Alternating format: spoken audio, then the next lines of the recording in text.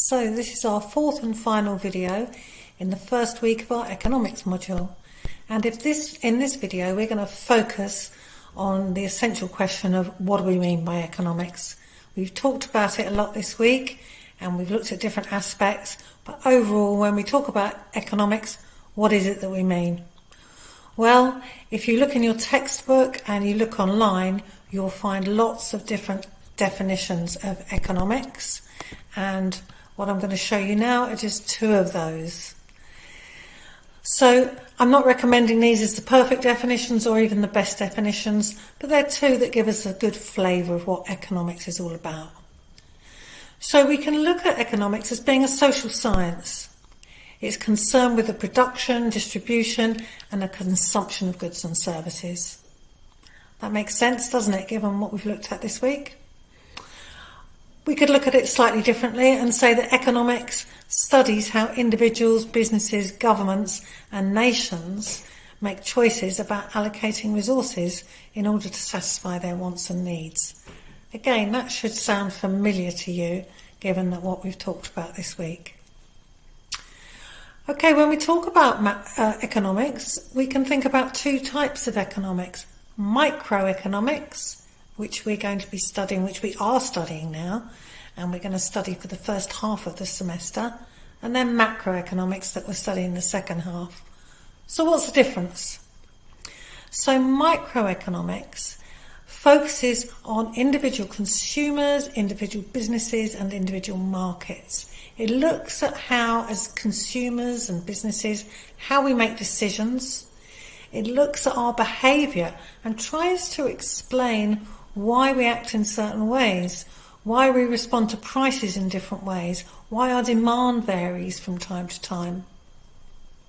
And it looks at how we make financial decisions, how we trade, how we coordinate, how we cooperate with one another. A few examples, the kinds of questions that we might ask and we might try to answer in microeconomics. Why has the price of bread increased? Why are wages falling? Why does demand for camping holidays increase in a recession? Why does bus travel tend to be much cheaper than train travel? These are all the kinds of questions that microeconomics will help us to answer. So what about macroeconomics?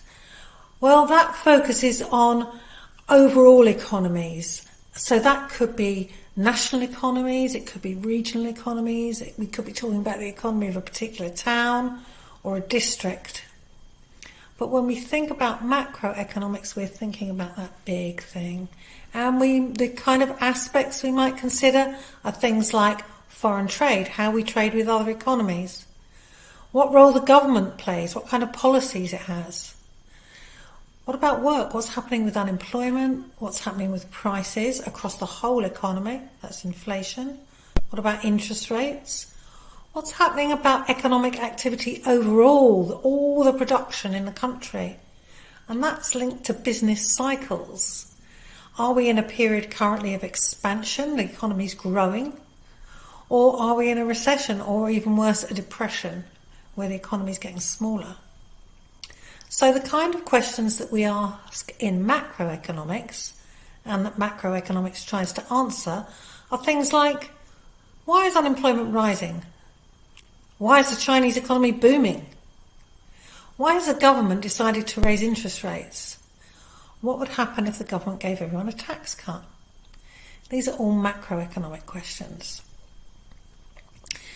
Let's not lose sight, though, of the fact that micro and macroeconomics are intertwined. They work together.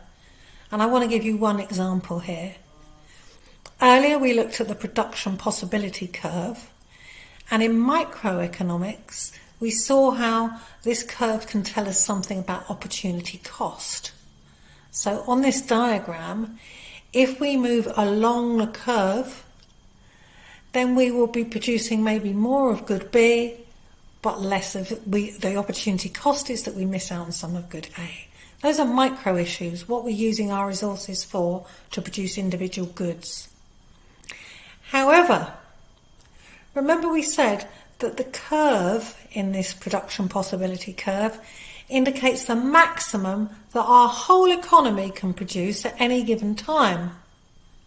So if in our country we perhaps find new reserves of oil, then we've got more resources.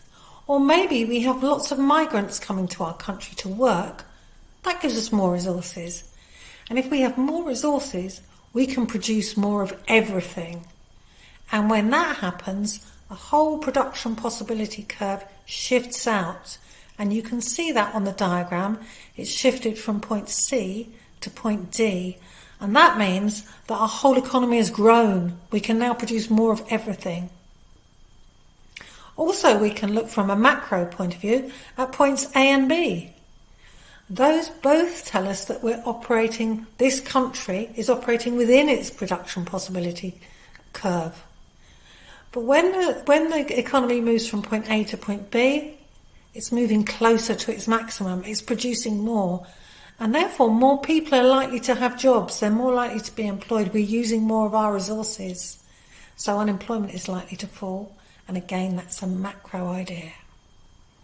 Don't worry too much about these differences, understanding fully these differences at the moment.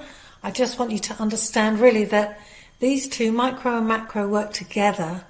And even in our first diagram, the production possibility curve, we see that we can look at it from a micro point of view and from a macro point of view.